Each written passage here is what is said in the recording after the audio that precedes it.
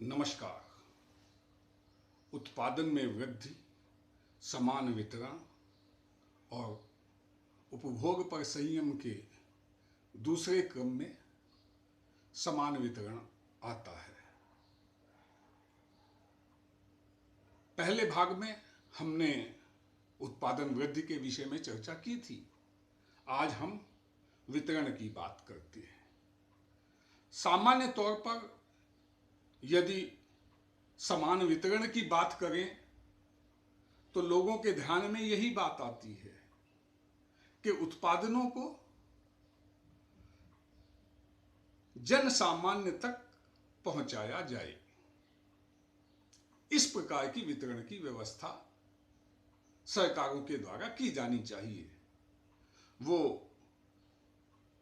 सार्वजनिक वितरण व्यवस्था पीडीएस के माध्यम से भी हो सकती है, उसके दूसरे स्वरूप भी हो सकते हैं। सामान्य तौर पर यही कल्पना लोगों के विचार में आती है, लेकिन यह कल्पना अपने आप में संपूर्ण परिपूर्ण नहीं है। जब हम पंक्ति के अंतिम छोर पर बैठे हुए व्यक्ति की कल्पना करते हैं, वितरण के लाभ हमको उसके पास तक पहुंचाने हैं ना। डॉक्टर शूमाकर ने कहा था ना कि प्रकृति ने हमको सबसे बड़ी पूंजी उपलब्ध कराई है। जितने भी औद्योगिक उत्पादन हैं या जितने भी उत्पादन हैं, इनकी उपलब्धता तो हमको प्रकृति के द्वारा ही कराई गई है ना। और प्रकृति पर हर किसी का, प्रत्येक व्यक्ति का समान अधिकार है। अतः उन उत्पादनों को प्राप्त करने में, उन उत्पादनों को पाने में उस सामान्य व्यक्ति को भी सुविधा मिलनी चाहिए जिसकी प्राकृतिक पूंजी के हिस्से से उन उत्पादनों को बनाया गया है। जिसका अर्थ ये हो जाता है कि हमको उत्पादनों के साथ ही साथ आर्थिक स्रोतों को भी पंक्ति के अंतिम सिरे पर बैठे हुए व्यक्ति तक पहुंचाना है।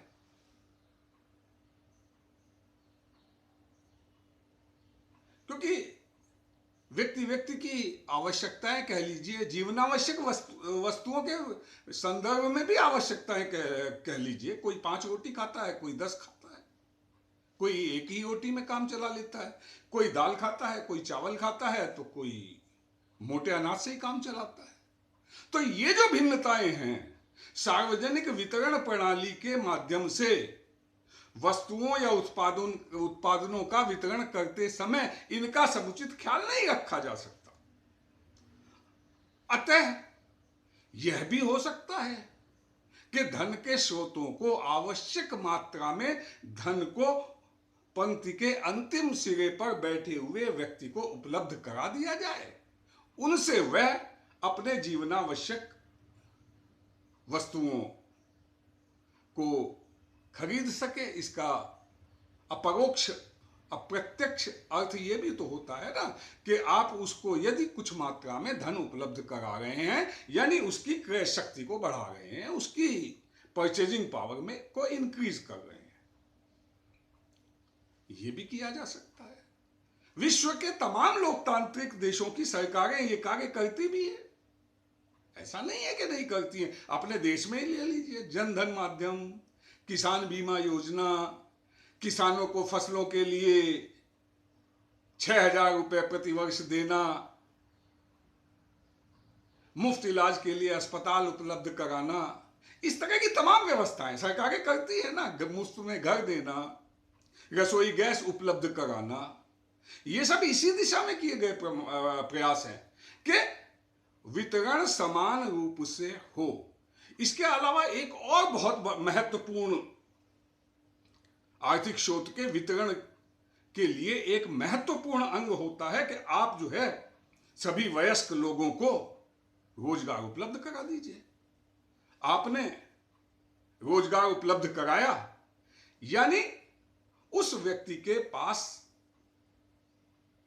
अर्थ यानी धन पहुंचा। उस धन की मदद से, उस धन की सहायता से वह व्यक्ति अपनी न्यूनतम जीवनावश्यक वस्तुओं की आवश्यकता को पूरा कर लेगा, अपने परिवार का भरण पोषण कर लेगा। हालांकि साम्यवादियों ने कहा है, उन्होंने कहा है जो कमाएगा वो खाएगा, यानी कमाने वाला खाएगा, ये साम्यवादियों का कहना है। लेकिन हमारे यहां यह नहीं कहा गया है। हमारे यहां तो जिस बात पर जोर दिया गया है, पंडित दीनदयाल उपाध्याय जी ने कहा है, सतहस्त समाहर सहस्त्र हस्त विकिरह, यानी 100 हाथों से कमाओ और जो कुछ भी आपने कमाया है उसको हजारों हाथों से बांटो। हमारी संस्कृति में कमाने वाला खाएगा नहीं कहा है। हमारी संस्कृति में कहा गया है कमाने वाला खाएगा और सबको खिलाएगा। ये हमारे यहां होता भी रहा है ना। हालांकि हम पश्चिम की नकल में उन व्यवस्थाओं को ध्वस्त करते जा रहे हैं। भाई हमारे यहां सामूहिक परिवार की जो कल्पना नहीं, सामूहिक परिवार जो हुआ करते थे, यानी चाचा ताऊ, सब परिवार के सब लोग एक साथ रहा करते थे। उस व्यवस्था में यही तो था, कमाने वाला कमाएगा, सबको खिलाएगा। जो कमाने वाले लोग होते थे, जो कमाने वाले नौकरी पाने वाले हाथ होते थे, वो कमा के लाते थे और घर में सब लोग उसका उपभोग करते थे। सबकी आवश्यकताओं की पूर्ति उससे होती थी। अब हमने इसको विखंडित कर दिया है, परिवार को अपने खंडित कर दिया है। न्यूक्लियर फैमिली पे आ गए ना हम लोग। अब न्यूक्लियर फैमिली के साथ साथ ये देखिए, पश्चिमी सोच में, पश्चिमी विचार में नई कल्पनाएं हैं, लेकिन वो कहीं ना कहीं उनमें कुछ कमी रह जाती है। भाई चैरिटी का भी कॉन्सेप्ट वेस्ट का है ना, हालांकि अपने यहां भी है, लेकिन वहां पर भी चैरिटी का कॉन्सेप्ट है। तो चैरिटी का अर्थ ये होता है कि आप न्यूक्लियर फैमिली में रहिए, अपनी आय में से कुछ भाग दान कर दीजिए, कुछ की चैरिटी कर दीजिए। अरे भाई, जब आपके सगे संबंधी अपनी न्यूनतम जीवनावश्यक वस्तुओं की आवश्यकता को पूरा करने में अक्षम हैं और आप चैरिटी कर रहे हैं बाहर वालों के लिए, उसका क्या अर्थ है? ये विचार की बातें हैं। और ये विचार ऐसे ही अचानक किसी के मस्तिष्क में नहीं आए हैं। हमारे ऋषियों, मुनियों, महर्षियों ने हजारों वर्ष का तप यानी चिंतन किया है। उन्होंने सामाजिक व्यवस्था का गूढ़ अध्ययन किया है, उसके बाद ये बातें निकल करके आई हैं। उन्हीं बातों में से एक महत्वपूर्ण बात, सतहस्त्र समाहर सहस्त्र हस्त विकिर, पंडित दीनदयाल जी ने कहा, 100 हाथों से कमाइए, 1000 हाथों से उस कमाई को बांटिए, ताकि आपके परिवार में ही नहीं, आपके पड़ोस में भी कोई व्यक्ति भूखा न सोए। रोजगार की बात मैंने कही कि इसका एक माध्यम यह भी है कि सरकारें सभी वयस्कों को रोजगार उपलब्ध करा दें। लेकिन क्या यह संभव है? और विशेष रूप से आज के युग में, जबकि ऑटोमेटाइजेशन, कंप्यूटराइजेशन, रोबोटाइजेशन जैसी नवीन तकनीकें आ रही हैं, जिनके द्वारा श्रमिकों की संख्या में, काम करने वालों की संख्या में लगातार कमी होती जा रही है। आप अपने देश की बात थोड़े देर के लिए दरकिनार कर दीजिए, यानी विकसित देशों में भी क्या यह क्षमता आज रह गई है कि वो अपने सभी वयस्कों को रोजगार उपलब्ध करा दें? नहीं करा सकते। और अगर कराएंगे तो ये ऑटोमेटाइजेशन, कंप्यूटराइजेशन, रोबोटाइजेशन, ये सब बाधक है ना। इन नवीन तकनीकों और व्यवस्थाओं से पूंजीपतियों का तो फायदा हुआ है, उनका अबाध फायदा हुआ है, अबाध लाभ उनको मिला है। उनको लाभ इसलिए मिला है कि उनके द्वारा उत्पादित उनके उत्पादनों के लागत मूल्य में तो जबरदस्त कमी आई है।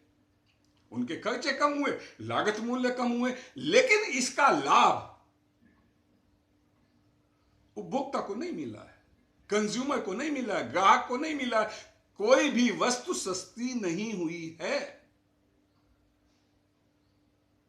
तो ये जो भी लाभ आते हैं पूंजीपति, ये पूंजीवादी व्यवस्था में यही होता है कि पूंजीपति सदैव अपने लाभ की चिंता करता है, सुबह से शाम तक ये सोचता है कि किस तरह से अधिक धन उसकी झोली में आए। यही तो कारण है, यही कारण है कि दुनिया के तमाम आर्थिक स्रोत सिमटकर चंद हाथों में जा रहे हैं।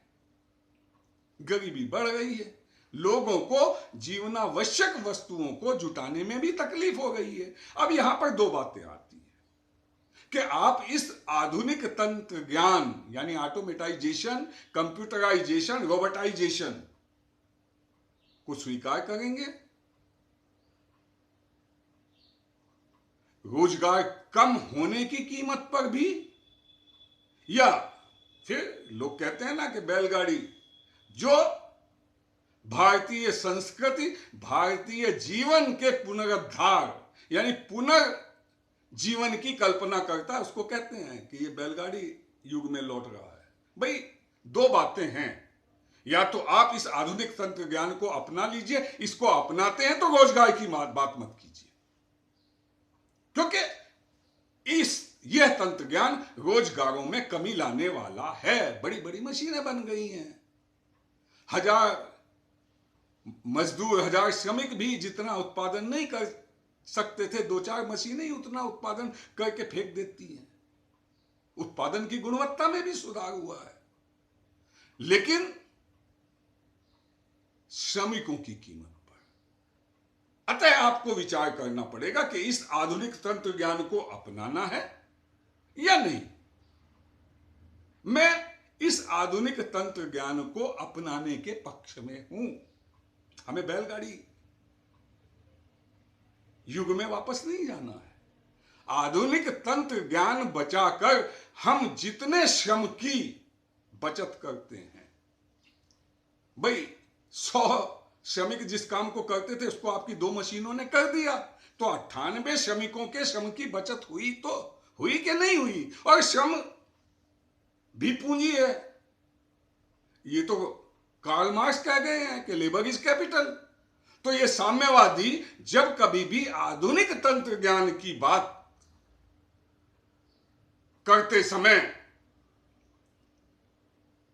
मजदूरों की छटनी यानी रोजगारों को कम करने की बात की जाती है तो क्यों चिल्लाते हैं? लेबर इज कैपिटल, और लेबर इस कैपिटल का समुचित उपयोग आधुनिक तंत्र ज्ञान के द्वारा हो गया।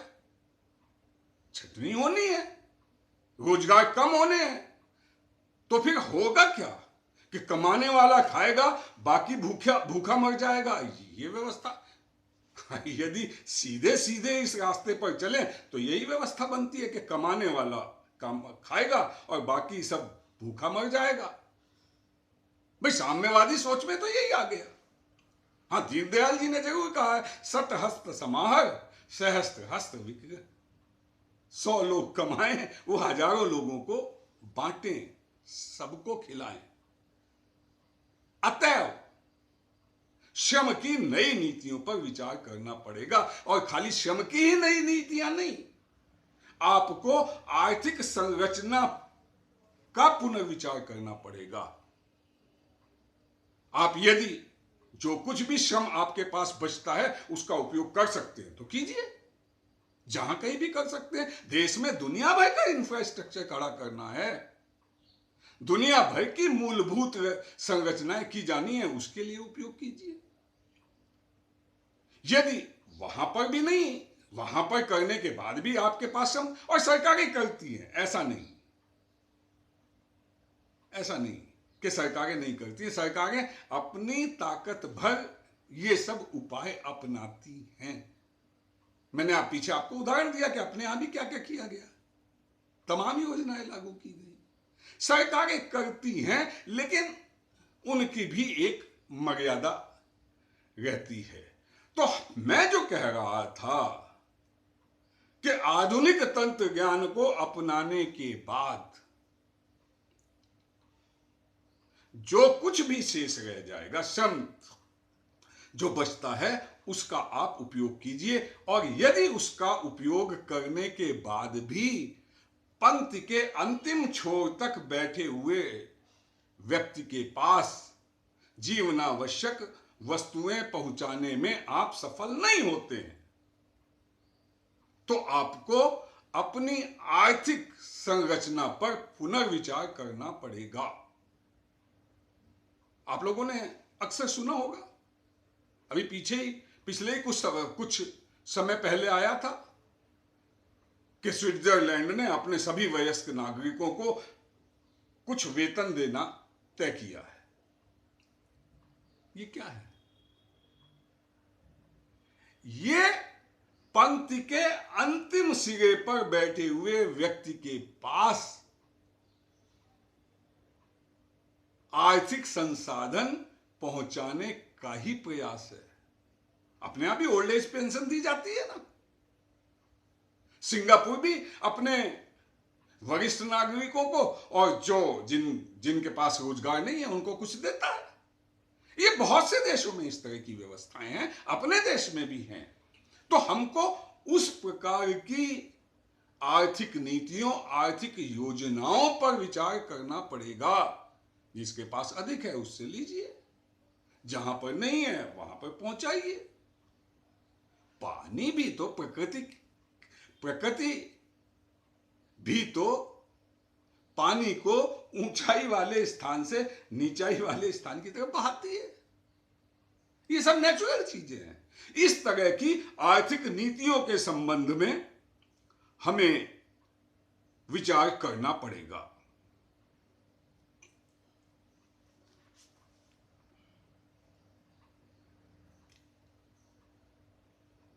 अमर्त्य सेन अर्थशास्त्री हैं। विचारधारा उनकी कुछ भी हो, जब अर्थशास्त्री की बात कर दी तो विचारधारा की बात मैं समझता हूं नहीं करनी चाहिए। उन्होंने कहा था, उन्होंने एक सिद्धांत दिया था। यह सिद्धांत पूंजीवादी अर्थव्यवस्था में ही काम करता है, वहीं पर सटीक बैठता है, और वो साम्यवादी विचारधारा के हैं, लिहाजा उनके इस प्रकार के विचार नेचुरल हैं, उनमें आएंगे। उन्होंने कहा था ना कि अकाल पड़े इसके लिए आवश्यक नहीं है कि धन के भंडार न हो, अकाल पड़े इसके लिए यह आवश्यक नहीं है कि अनाज के भंडार समाप्त हो जाएं, यानी अनाज उपलब्ध ना हो। यह आवश्यक नहीं है। अनाज के भंडार रहेंगे, लेकिन फिर भी विश्व के कई भागों में अकाल पड़ सकते हैं, यानी विश्व की काफी जनसंख्या अकाल से जूझ सकती है। ये पूंजीवादी अर्थव्यवस्था की तो यह प्रकृति है। मैंने पहले भाग में भी ये उदाहरण दिया था कि बाजार में वस्तुओं के दाम कम ना हो। अगर दूध का अधिक उत्पादन हो गया है तो दुधारू पशुओं का कत्ल कर दीजिए, दूध के उत्पादन को कम कर दीजिए। मांग और पूर्ति का जो सिद्धांत है वो बराबर लेवल पे बना रहेगा, दूध के दाम कम नहीं होंगे। अनाज की बहुत अधिक उत्पत्ति हो गई है, बहुत अधिक उत्पादन हो गया है, तो आप अनाज को समुद्रों में उसके फेंक दीजिए। यानी उत्पादन को उपभोक्ताओं तक, ग्राहकों तक पूरी मात्रा में, यानी उत्पादन के पूरे प्रमाण को, पूरे जो कहते हैं पूरे प्रमाण को उपभोक्ता बाजार तक मत पहुंचने दीजिए, वस्तुओं के दाम नहीं गिरेंगे। इसीलिए अमर्त्य सेन ने कहा भाई लोगों के धनिकों के, पूंजीपतियों के भंडारों में अनाज बंद रहेंगे, वो गरीब लोगों तक नहीं पहुंचेंगे, लिहाजा उनको अकाल की स्थिति का सामना करना पड़ेगा। ये स्थितियां नहीं आने देनी है, और ये स्थिति नहीं आने देनी है तो लोकतांत्रिक सरकारों को लोक कल्याणकारी व्यवस्थाएं अपनाते ही है ना। लोकतांत्रिक सरकारों का प्राथमिक कर्तव्य है कि वो लोक कल्याणकारी व्यवस्थाओं को अपनाएं, और इसमें यह आवश्यक हो जाता है कि जीवनावश्यक वस्तुओं को, कम से कम जीवनावश्यक वस्तुओं को पंक्ति के अंतिम सिरे पर बैठे हुए आदमी तक पहुंचाएं। महात्मा गांधी जी ने भी जो ट्रस्टीशिप का सिद्धांत दिया था वो भी यही था ना। महात्मा गांधी ने कहा था कि भारत ही नहीं, पूरे विश्व में इस प्रकार की रचना होनी चाहिए जिसमें किसी भी व्यक्ति को खाने और पहनने की तकलीफ ना हो। लेकिन गांधी जी को इस बात का पता था कि आदर्श जीवन से संबंधित यह बात उस समय तक संभव नहीं जब तक उत्पादन के साधनों पर जनता का नियंत्रण न हो। हमने भी अब तक यही, उत्पादन के साधनों पर जनता का नियंत्रण। मैंने डॉक्टर शुमाकर का उदाहरण दिया कि प्रकृति ने हमको सबसे बड़ी पूंजी उपलब्ध कराई है और उस पर सब लोगों का, हमारा अगर अधिकार है तो उत्पादन के साधनों पर लोगों का नियंत्रण, जनता का नियंत्रण होना चाहिए। तभी यह संभव है कि दुनिया में किसी को भी खाने पहनने की वस्तुओं की तकलीफ ना हो। जिस प्रकार भगवान की दी हुई हवा, पानी सभी के उपयोग के लिए उपलब्ध है, उसी प्रकार सभी को जीवन की प्राथमिक आवश्यकताओं को पूरा करने के लिए साधन उपलब्ध होने चाहिए। गांधी जी का मानना था, ये मैं आपको गांधी जी की बात बता रहा हूं, गांधी जी का उनका मानना था कि हम किसी भी स्थिति में दूसरे का शोषण करने के लिए चलाए जाने वाले व्यापार का, कि हम किसी भी स्थिति में दूसरे के शोषण करने वाले व्यापार का हिस्सा न बने।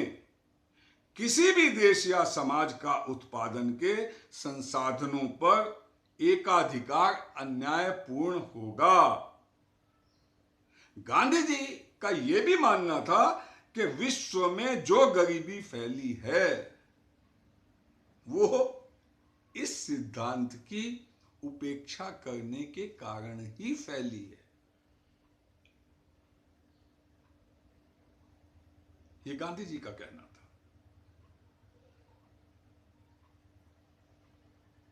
देखिए, पूंजीवादी व्यवस्था ने इन सब आदर्शों को ध्वस्त कर दिया है। वहां पर सिर्फ लाभ का विचार होता है। इस व्यवस्था में सिर्फ यही विचार किया जाता है कि कैसे अधिक से अधिक धन अपने अधिकार में लाया जाए। कहते तो हैं कि इस व्यवस्था में मांग और पूर्ति के सिद्धांत के आधार पर बाजार वस्तुओं की कीमत तय करता है। यह पूंजीवादी व्यवस्था में है कि डिमांड एंड सप्लाई का सिंपल रूल है, जिसके आधार पर बाजार में वस्तुओं की कीमतें तय होती हैं। अब ये कितने प्रतिशत सच है, इसमें क्या क्या मैनिपुलेशन होते हैं, हम उस विवरण में अभी नहीं जाएंगे। बस ये मान लीजिए कि डिमांड एंड सप्लाई के आधार पर बाजार में वस्तुओं की कीमतें तय होती हैं पूंजीवादी व्यवस्था में, और साम्यवाद में वस्तुओं के उत्पादन की मात्रा और कीमत सरकार तय करती है। साम्यवादी व्यवस्था में सरकार निर्धारित करती है कि किस वस्तु का उत्पादन कितनी मात्रा में किया जाए और उसकी क्या कीमत, यह सरकार का काम है।